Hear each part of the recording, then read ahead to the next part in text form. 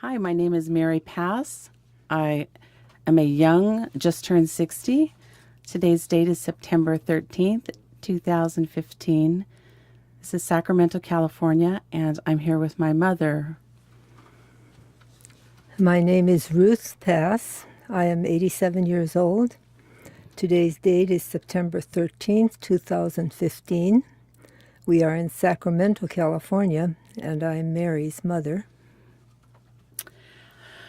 Well, Mom, I guess what I wanted to ask you were some questions about who's been the most important person in your life. And can you tell me a little bit about them?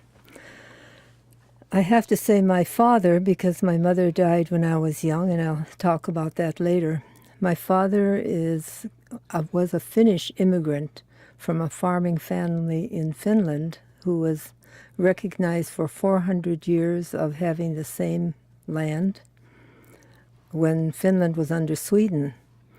My dad was the younger brother, and his older brother inherited the land, so my dad came with other Finnish immigrants to this country in 1913, I believe.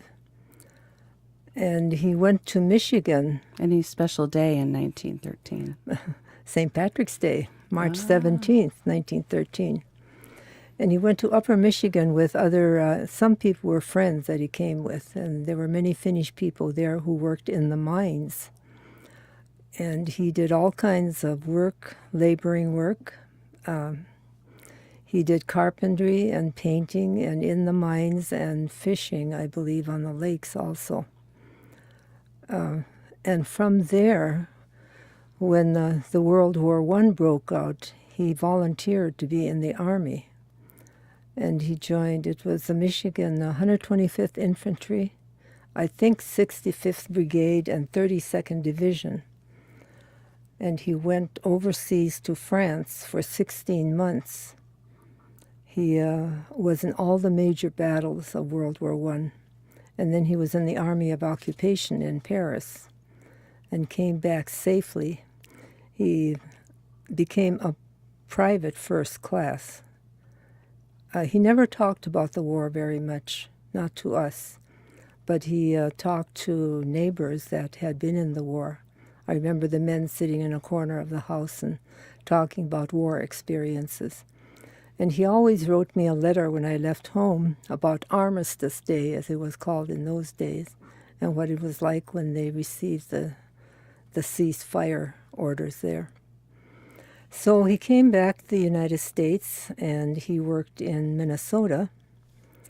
And along the way, he went to visit my aunt, my grandmother, Elizabeth, who was his aunt, his mother's sister.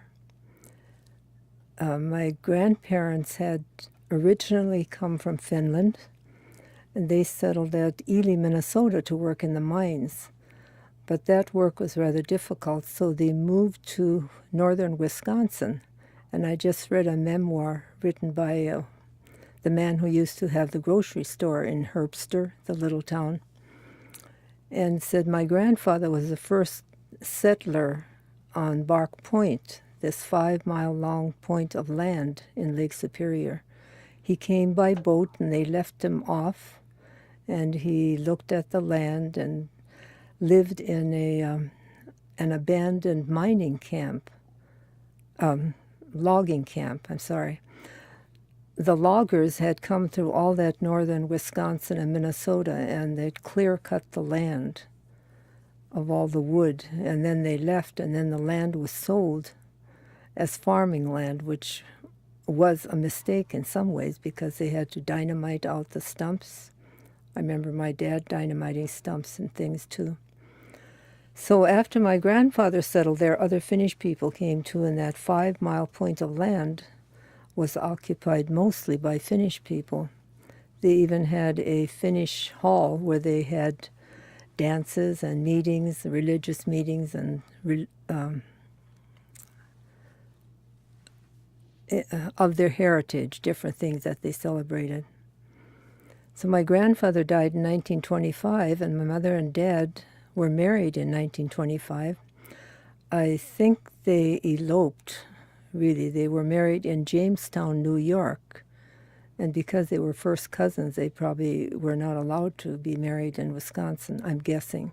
Did you mention your dad's name? I don't know whether you did. John, his name in Finnish was Juho-Pekka Niemela, or Jussi-Pekka Niemela, and in English it was John Peter Niemela. My grandmother had been a midwife in Minnesota. And did you mention your mom's name too? Yeah, What I was will your get mom? to that.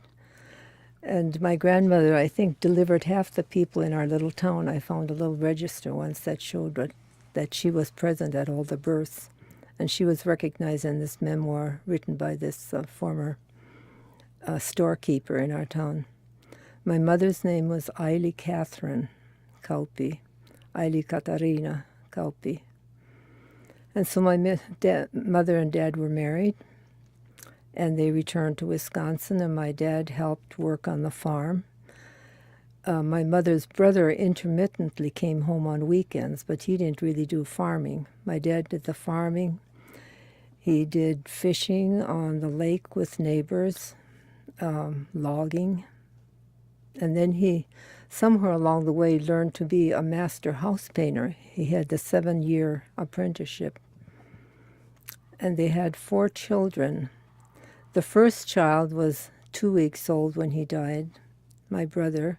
Then I was a second child, born 2 years later.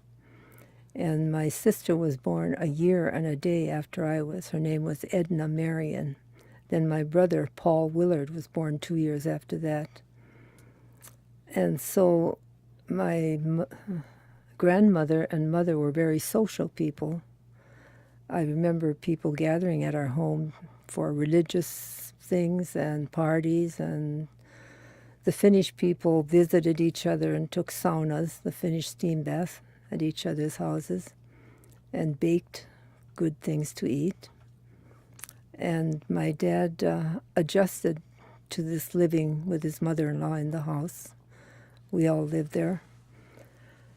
And life was settled. As I remember, those first 4 years was settled. I played with my sister. I was the boss because she was a year younger than I was. And I would ask her to play with things, and I learned to be careful. I never got hurt. I didn't get in trouble with the lake, although we were right on the lake shore.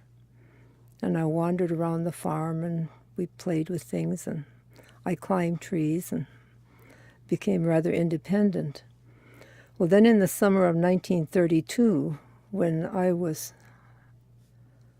4 years old and she was 3, we had a change of life because tuberculosis invaded our family. My sister Edna died of TB meningitis after a short illness. My mother and Paul had pulmonary tuberculosis. And the treatment at that time was isolation. They had to go to a sanatorium. There were no drugs or medications of any kind. They thought that rest and fresh air and isolation were the treatment. What was that like for you and your dad then when they went to the sanatorium? I learned about death very early. I learned that death occurs and is part of life. Before that, the only thing death I had known was of our dog that had his muzzle full of porcupine quills. My dad had to shoot him and bury him in the woods. But when Edna died, I knew what that was.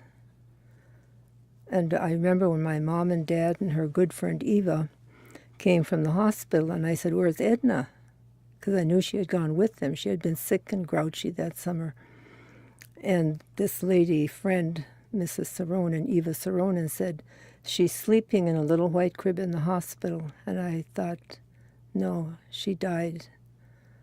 And I don't know how I got that term because no one had told me that at that time. I just remember they were all standing by the car crying. But I remember Edna's funeral. And then I think her friends stayed there for a while to help my mother with the transition to the sanatorium. And my grandmother lived until 1935, I think. And so it was she and my dad that took care of us, I think. But I always felt like I took care of myself. kind of. My dad didn't become discouraged. Some of the men in town learned to go to the taverns and hang out at the taverns, and he never did that. He just worked hard. And he was sad, but he persevered. And then I have one letter from my mother when she wrote to a neighbor. That's all I have, things that she has ever written. Was she in the sanatorium the whole time? For almost 5 years before she died. My brother was there 2 years, and he came home. And then my grandmother took care of him, and then I guess my dad took care of us after that. Did your mom ever come home? She came home on visits, and I don't understand how they could do that, because tuberculosis is a contagious disease, and I felt it was a rather shameful disease, because the separation, I think, did that.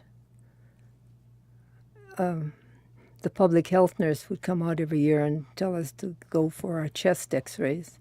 So I've had chest x-rays since I was very young. My mother came home,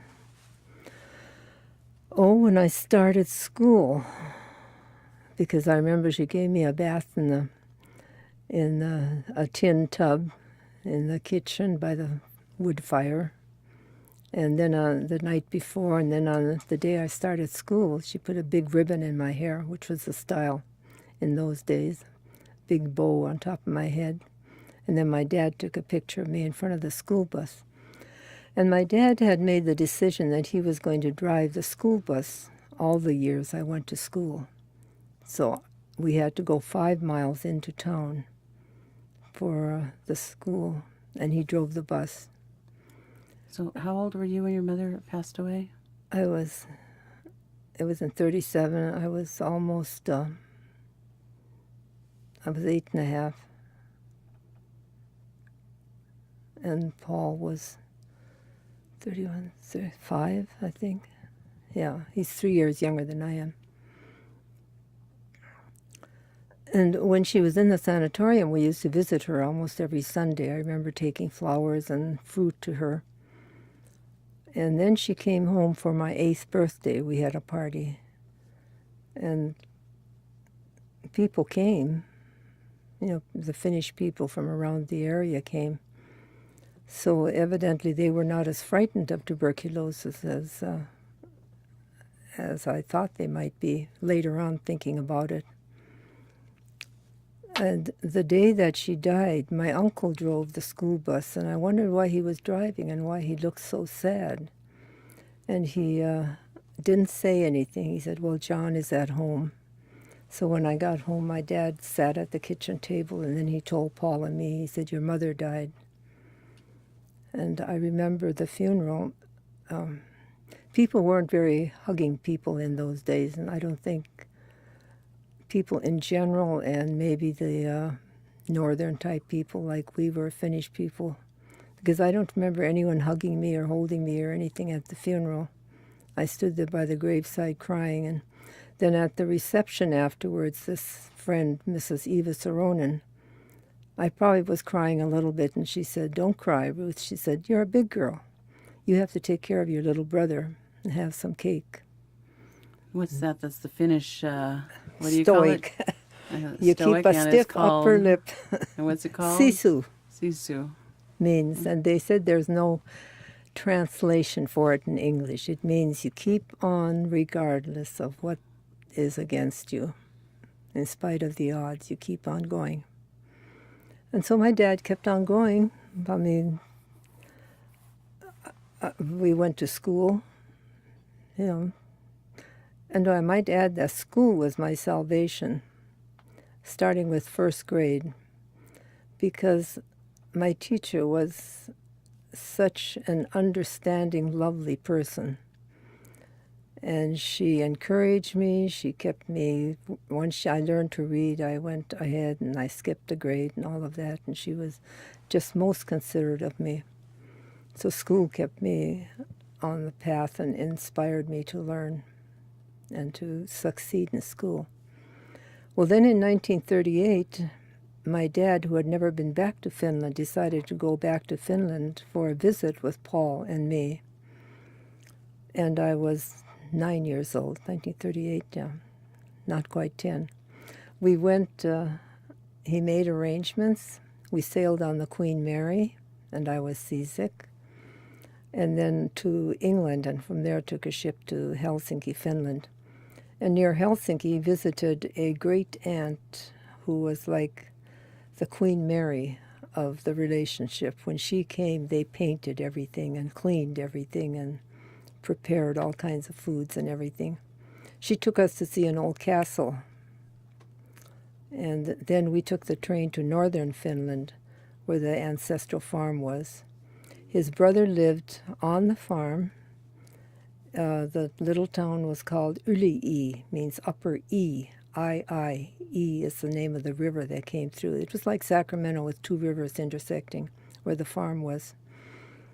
And so we stayed there, and it was not a good idea really to go to Europe in 1938 because Hitler was progressing with his plans in Europe. So in 1939, when Hitler invaded Poland, my dad decided to come back to the United States. And my brother always thought he came back because he had been fighting against Germany in World War I, and that he probably felt that as a citizen that of the United States he would not be acceptable there, that they might persecute him or something. And I forgot to mention that he received his citizenship a day before his discharge from the Army. I have copies of his citizenship paper. My brother always said that he earned his citizenship in this country. Awesome.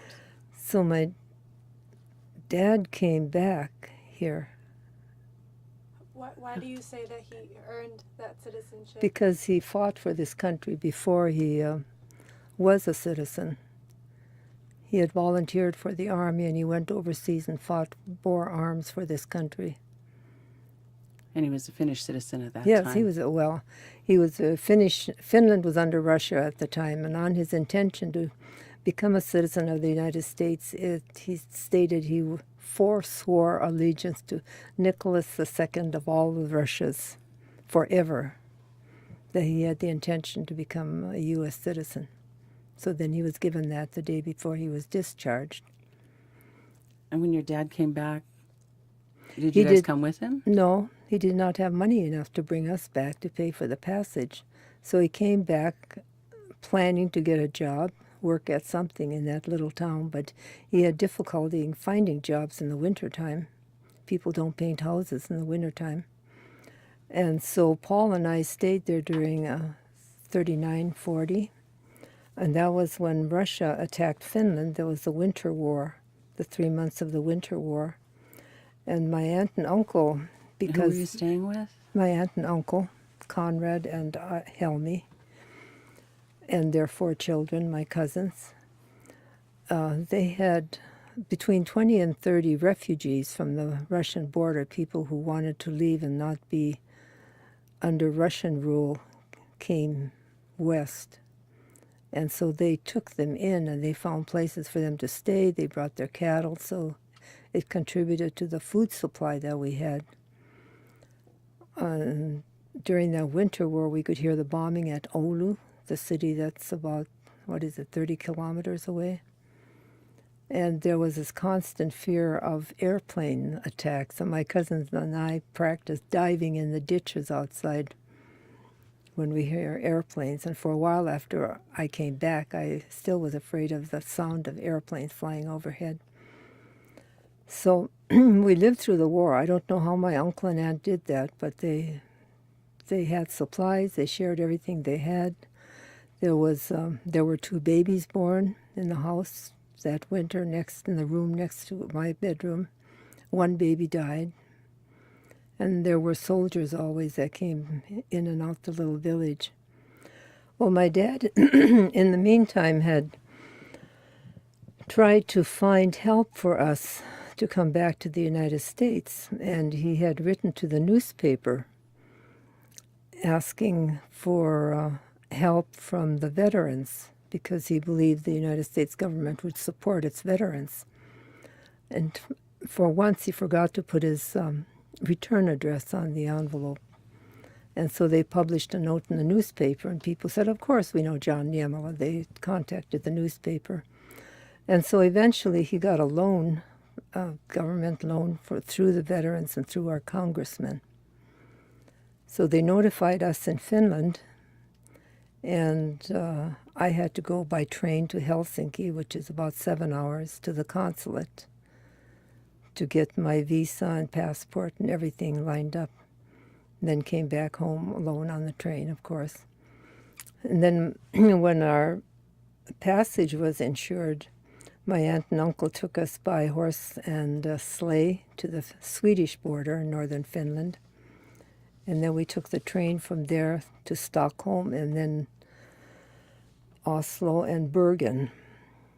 And we sailed from Bergen on the Bergensfjord ship, which sailed either 1 or 2 days before Germany invaded Norway. That trip was about 10 days, and again I was seasick. And when we landed in New York, the Congressman Gurman, I think was his name, came to meet us. And he took us to Washington for a day or two. We saw Congress in action. And we saw the first ball game of the year when President Roosevelt threw out the first ball.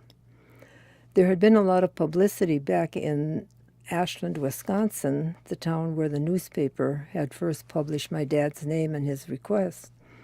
And people had taken up a collection across country. Most of them, I think, were Finnish people to buy the train, the war-torn. The poor waifs that were stranded in Finland, in the mother country. Yes.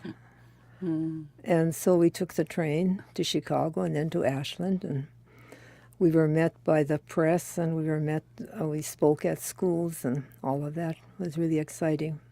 But I remember mostly I said I wanted to get home to Daddy. And our pictures appeared in the newspapers, and there were articles about the flaxen-haired children, and I thought, I have never been flaxen-haired. Newspaper reporters sometimes change the words a little bit. So then we lived back on Bark Point, and my dad had worked on they call it the historic Herbster log gymnasium, which was a town hall meeting area, and he had worked on that, and then he was under WPA, and he earned money then. So we lived there, and he persevered. I think the reason he was so important to me, he was so dependable, and he was sturdy, and he didn't get sick at those times. And he believed in this country. He believed that they would help their citizens, because I remember his writing to us that winter we were still in Finland and saying, the United States will take care of its people. And since he was a veteran, that they would take care of things and help us. And so he kept on with his belief, and one thing I hadn't mentioned too, that he really had a faith in God, even though he became really discouraged at times. When my mother was in the sanatorium, he taught me the Our Father, and we said it each night, and I can still get emotional when I hear the Our Father said, or I say the Our Father, because he felt there was some force that was over us and keeping us. And so he lived and grew up there, and I went to school there. And I remember when I was 14, he ran a lumber camp with a longtime friend of his, and the friend's mother, one of the Finnish settlers' wife, had a resort in Minnesota, and she said, a girl can't stay at a lumber camp. So she wanted me to live with her that winter, which I did in Minnesota. So I went to the big schools there that were funded by the mining, the iron ore mining. This was in high school? Yes, I was there in 9th grade. Then I came back. My dad was in the lumber camp 1 year, so I came back for 10th grade, 10th, 11th, 12th. I was back in Herbster and graduated with kids from 6 townships. We had a consolidated high school. So And after high school, what did you do? Oh, well, when I was 14, I decided to be a nurse. And I think it was because my grandmother had been a midwife, and my mother having been in the sanatorium, and my sister with TB meningitis, I thought I could do something to help people. And I told my dad that, and he said, "You can't do that." He said, "You have no money. People without money cannot go to school." And I said, "I will." And so I worked. I was. People liked to have me work for them because I worked hard. I worked on a farm in high school in the summertime. I babysat. I sewed. I did some housekeeping too for people. But it was the kind of things that girls at that age, at that time, did. And so after high school, I could not afford to go into nurses training, so I went back to the Iron Range in Minnesota, went to the community college for 2 years, and graduated at the top of the class, too. We had GIs returning from the war, and some of them were the goof-offs that sat in the back of the class, but some of them studied because they had a chance under the GI Bill to study and get an education. So they raised the standards for the school at the time. And then I applied in Duluth for nurses training after junior college. The Lutheran hospital would not take my credits, but there was a Catholic hospital that did, under the College of St. Scholastica, St. Mary's Hospital. And so I started nurses training, and I finished nurses training. And when I graduated, my dad had two really proud moments in his life, I think. And one was when I finished nurses training and the college degree. And he said, "You did it all yourself." And I said, "No, you helped." And he said, "Well, not very much." He didn't have much money to send me. I worked on my days off during nurses training. And I didn't fool around. Education was important. Did he ever know that his background and his character was part of what helped you get through that? I don't think we ever talked about it. I mean, he expected me to be a hard worker. He expected me to do well. I just gathered that somehow. He didn't give me big lectures or anything. I think the only time I really defied him is when I said I'm going to be a nurse, and he said, "You can't. You have no money." And probably it was money always that was a thing for him too, like his having to leave us in Finland, that he did not have money to bring us back. And that must have been terrible for him to have to leave us there. So, and then the other time he was really proud when I got married.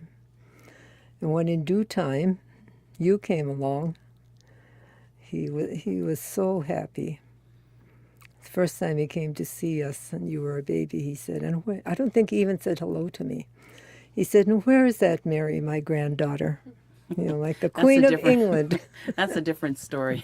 Yeah. But what, do you ever see the cousins in Finland again? Yes, you and I went back in 1986, and one of them said he wanted to interview you, I remember, and to see my cousins, my 4 cousins again, was really, 3 cousins, one had died in a car accident, was really wonderful, and they all had big families. One had 16 children, one had 14, and one had died, and the other had 8 or 9, and one had died. And when you got married, what did you want? I wanted a dozen, but I ended up with 6. Phew. Phew. But they were so kind to me. They were so accepting, and it was such a different way of living from the way I had lived by myself, because I was always alone, living on a little farm. They were very welcoming. That was fun to visit them. And we've been there several times. We went for the 400th anniversary. And in fact, in October, 2 of my cousin's sons are coming here to visit for a week. So that will be great fun, too. We've been there several times. So why did you want to do this interview for StoryCorps? My dad, I think, because he he kind of felt he was just a little man in a little town, little spot of Wisconsin. You know, he never thought he was really he wasn't an official, town official. He wasn't anything big in anything. So he just was. No, he was who he was. There was no mistaking what he. And people thought he was honest and interesting. And I had a letter that I found the other day that was from one of my instructors in the junior college in Minnesota. And in his, after he retired, he did carpentry work. And my dad worked with him as a painter. And he said he really, he said he really loved him. I thought he said he was such a nice, quiet man to work with. And he loved my father very much. And his daughter, who was married to a pediatrician that I had, who was the son of the lady who had invited me there, first of all, to live with her in Minnesota. And she had said, this is after my dad died in, you were a year old, 1956. 56. Ruth, if there is some little something of John's that you would like us to have to remember him by, I would appreciate this. I would like to have his knitting needles, just because he was never one to just sit and do nothing. And these needles signify that to me. He was so cute, that way he was knitting when he was here. No, it's funny. I remember you gave me, that I put on a teddy bear actually, a sweater and socks and a little hat that he knitted. Yeah. I was amazed. I thought, oh my gosh, I haven't learned to knit even. So it was amazing to me that a man would do knitting during those time periods. So that was actually and he knit them that year that he when he died. Then he had a heart attack just before we got married in '54, and so he had to retire from painting, and he was at home, and he had learned to knit and mend socks from my mother when she was going to the sanatorium or when he visited her or something. He said she taught him how to do that. And he sewed buttons on too, but he never matched up the thread with the color of the material. oh, great. So he might have. He didn't have a lot of fashion sense, huh? No, he just did what he wanted to do. I see. Fashion sense wasn't there. And, So and why else did you want to do this interview for StoryCorps? because I think the idea of remembering a little ordinary man, that it isn't someone who's world famous. Although for a while I felt kind of world famous when we had so much publicity when we came back from Finland, but it didn't change his life. It didn't change our lives. Our little town took notice of it, and people sometimes heard about it, and they'd say, oh, you were the children that came from Finland. That's partially to remember your story, too. With, Yes, yeah. Because it influenced me a great deal. And my cousin's children and you children have grown up so differently from the way I did. Because I just remember the loneliness, how alone I was. And so I'd think a lot, and I'd write, and I'd read, and I'd daydream, and play around the farm and stuff, and feed apples to the horses. You like horses. We had apple trees, and I would lean against the fence and feed them apples. But it was self-reliance that I learned, and I think that's like my dad, too. He was self-reliant. My brother grew up the same way. He became very self-reliant. After he came back from the sanatorium, he learned things, many things. And he lived, which is a tribute to their treatment at the time, which was isolation. He lived to be, was it 82? He died a couple years ago. So with if you were going to pass on something to your great-grandchildren, Aiden and Killy and Isaiah, what would you want them to remember most about you and kind of your story? And persevere and keep trying.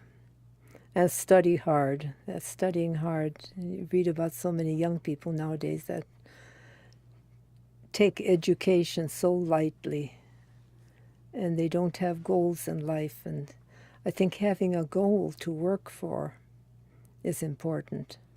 And even if you change goals later and even pursue a different kind of work, study, whatever, it's still important to have a goal instead of to just float aimlessly through life. My dad's goal was to take care of us and raise us up.